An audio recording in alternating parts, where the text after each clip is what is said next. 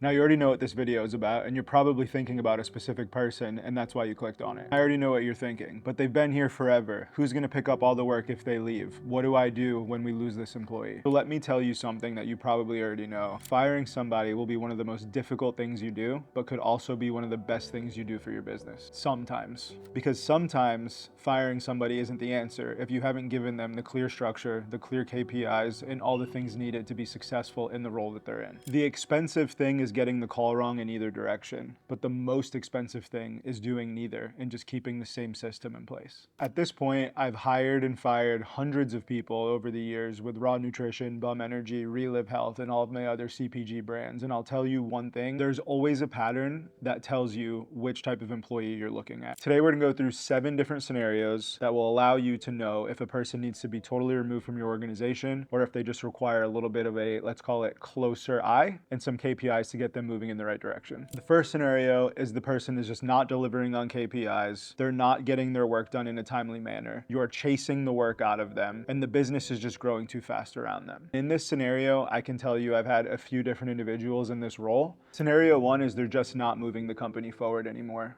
What that means is they're not delivering on KPIs. They're not getting what they need out of the day-to-day of the company. You're chasing them to get the simple tasks that you ask them to get done. And these people are cancer to an organization. Scenario number 2 is they don't raise the team standards. And this is one of the most important ones we're gonna talk about today. I've said this a million times in other videos. If you put C and D players around A players, what that does to your A players is it degresses them. There's gonna be a moment in time where if someone is working super hard and they're surrounded by people who aren't, they're just gonna stop doing the work because they truly just don't feel like they need to anymore to still deliver on the deliverables they need. I have many times before had an A player in an office, and what happens is they get so frustrated because they're picking up the slack of everybody around them. And ultimately what they do is they just stop doing the work because they feel as though there's no point in doing it. A real A player is gonna pick up the slack of everyone around them who's not doing their job, and there will be a point where they get tired of doing that, and one of 2 things will happen. One is they quit, and 2 is even worse, they just turn into a B, C, D, E, F player, which you obviously do not want in your organization. These are the absolute worst problems to have because you are getting rid of some of the best people in your company because you didn't make a decision fast enough to get rid of the cancer around them. Scenario number 3 is you have employees that do not take ownership of outcomes. And this usually happens in a leadership role. This doesn't happen on a lower level role, but in a leadership role, you have someone managing a team. And if the team doesn't deliver, it's always the leader of the team's responsibility to make sure the team delivers. Unfortunately, in my recent organization, I've had to let go of somebody very high up in my C-suite because she was not taking responsibility of the team underneath her, nor leading that team to be successful. Every time we would get into any type of an issue of something not being done, something not getting done in a timely manner, something being wrong, it was always pointing fingers at the team, but never giving them the guidance on how to get better, how to do better, and how to deliver the outcome we wanted. So ultimately what always would happen would be, I didn't do anything wrong, it was this person's fault. I didn't do anything wrong, it was this person's fault. And let me tell you something, at the end of the day, it is my responsibility to make sure everyone does their job under this roof. And if I don't do that, it's my fault.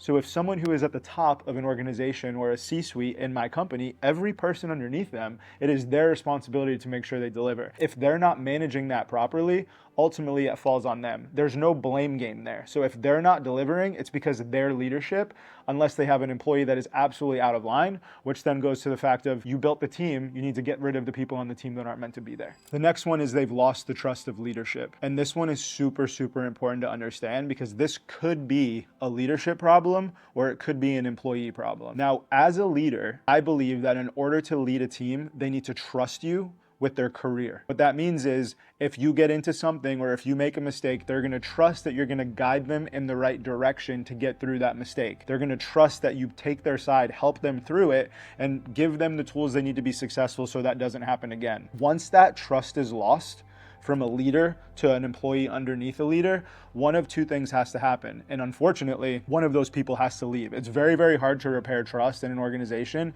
especially after someone is thrown under the bus or X, Y, and Z happens. So most of the time, what I would say in a situation like this is if a leader loses the trust of somebody underneath them to the point where they are fully untrusting that person, the person probably shouldn't be in a leadership role. So unfortunately, in that situation, you have to make some very difficult decisions.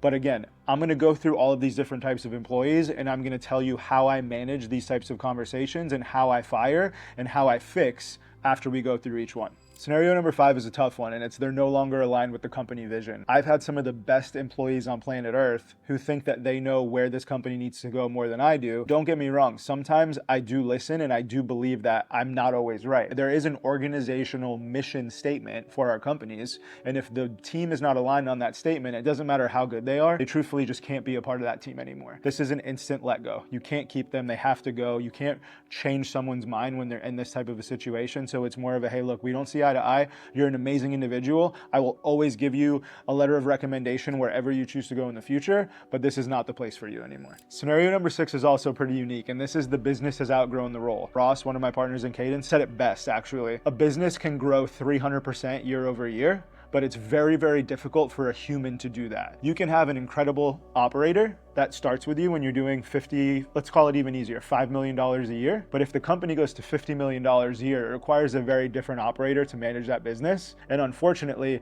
it is very hard to take someone who has operated a business for $5 million a year in revenue and get them to $50 million a year in revenue operational skills in less than a year. So these are the types of conversations where you may need to squeeze someone in the middle to kind of lead that person. Not saying that they're not great or they didn't do their job wrong. It's just that their job has drastically changed and their responsibilities are much different managing a bigger business. Scenario number 7 is the most difficult one to deal with, because what it means is you're keeping someone in a role and you're holding someone back who deserves the role more because you have some type of a loyalty issue with the person. I've had this issue many a times, and I've had a very difficult time getting through it, where I've had someone who has started with me, I call them one of my day ones, and they're in a role, and then I have a new employee come underneath them and they're absolutely fantastic, and they're actually showing me that they could be a better leader than the person in the role. I've had to have the uncomfortable conversation of saying, look, as a founder, as an owner, as a leader, it's my responsibility to make sure that everyone has the same opportunities in the organization. And if someone is showing an opportunity or showing me a skill set that I think is superior to the other, I have to give them the shot to have that position, because if I don't,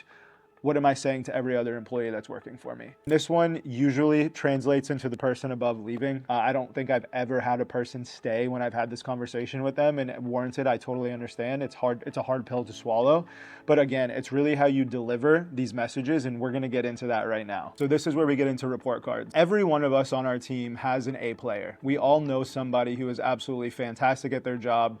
These are the people that you almost forget work for you because you never have to worry about anything. They're always just nailing accountability, nailing everything they need to do. It's almost like you see them at a Christmas party and you're like, holy smokes, this guy's just unbelievable, amazing. And those are the types of people who are proactive, not reactive. Think of a list of KPIs, right? Number 1, proactive, not reactive. I call these people entrepreneurs. It's almost like they own their own entity inside your company, but they didn't just take the risk to do it on their own. Very, very good at communicating, very, very good at leading people, delivering KPIs in a timely manner, all of the things that you would imagine, right? Now, what I would do is I would take that, let's say it's 10 KPIs or 10 things, and I would divide them up. And if you're getting 50% of them right, you're failing. If you're getting 70% of them right, you have a C. If you're getting 80% of them right, you have a B. And if obviously 90 to 100% of them right, you're an A player. Now, anyone who's a C and below, unfortunately, I let go usually immediately. The reason I do this is because I do believe that there's a point in time where in my businesses, I could take a little bit more time to really help these people go from a C to an A. But I've also realized after doing this for quite some time, it is very, very difficult to get a C player to an A level, because most of the time, a lot of the things that you need to do are very common sense, or let's call it ethical. Like you grow up with like a work ethic. They're instilled in you, and if you don't have them, you just don't have them. Now, when I do terminate, and I'm letting you know this, we are in the state of Florida, so this is a non-for-cause state. You can terminate in Florida for any reason. So usually what I do in the state of Florida when I'm going to terminate someone, even if I have a plethora of, let's call it, reasons, at the end of the day, we say we're eliminating the position, and that's it. Very, very simple, very, very concise. One of the things that we are very, very big on is documenting every time something goes wrong. So when you're firing somebody, when you're sitting down with them, it is mission critical that you're not sitting down with them for the first time and firing them unless it is an insanely egregious reason as to why they were fired, right? Like they did something, they got into a fight in the office, they came to the office drunk, like those are different reasons. But if there's a work-specific reason why they're being terminated, whether they're not doing their job or they're not doing X, Y, and Z, it is very important that you keep a paper trail. People will sue you for anything, and you have to make sure that you protect yourself when you're sitting in these rooms. And obviously, if you have an HR director, have your HR director in the room with you, do all those things. Very, very important. Now, let's get into the nitty-gritty of people who are, let's call it C+ up. These are the people that I will absolutely spend some time on. And what I do with these people is it's very simple. I sit them down and I explain to them all of the reasons as to why I'm sitting down with them. And the reason why I'm sitting down with them at this point is I'm putting them on a PIP, which is a performance improvement plan. A performance improvement plan is very simple. I'm going to sit down with you. I'm going to tell you all the reasons as to why you're sitting in front of me, all the things that are frustrating us as an organization, and all of the ways that I think you can get better. At the end of this plan, I'm going to sit there and I'm going to say, let's say your name's Steve. Steve, you've been here for a year, you've been here for 6 months, and these are the reasons why I'm a little bit frustrated with your performance at work, and I'm going to name them off. You know, you're late, you're not delivering your, let's call it, your presentations on time, you're not able to get tasks across the finish line.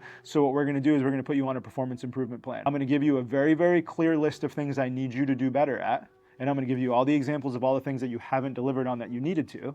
And then every 30 days for the next 90 days, I'm going to sit with you and we're going to go over your progress through this plan.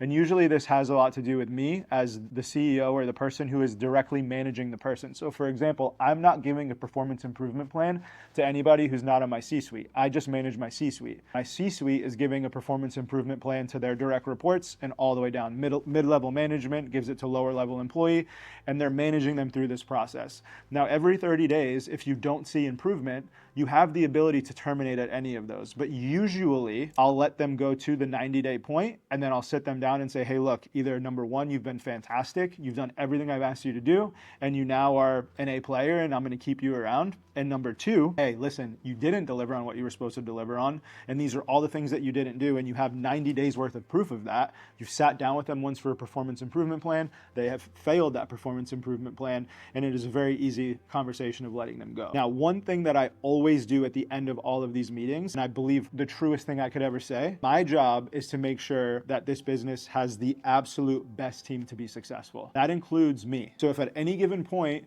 I fail my performance and I'm not doing my job, it is my responsibility to relieve myself of my career and put someone in this seat to do the same thing. So when you talk to people in a way where you are on the same playing field as them, and if you don't deliver, you also know that you would be replaced, I think people really understand that you really are doing what's best for the company. And I do believe that. If there ever is a point in time where I'm not delivering the best as a CEO for this organization, I know I have a board of people that are going to throw me out. There's nothing more important to me than the success of this company. And if you go into premise and you have this type of attitude, it is very, very hard for an employee to not understand that. So I hope this helps. So now that you've made it this far, and I know you already have a name in your head, I've already provided you my 30-day performance improvement plan and the checklist needed to get the job done. This is free in the link in the description. And if you think this is useful, I have plenty more to come. We do this for hiring, we do this for firing, we do this for our operational cadences, we do this for P&L management, and every other part of a business to make sure you are set up to be massively successful in whatever you choose to do. I created a platform for entrepreneurs to have all the tools and resources they need to make sure their company is successful. This is literally what Lunetti is. If you've been thinking about joining something like this in the past, here's your sign to check it out. The link is in the details of the description, and I look forward to seeing you soon.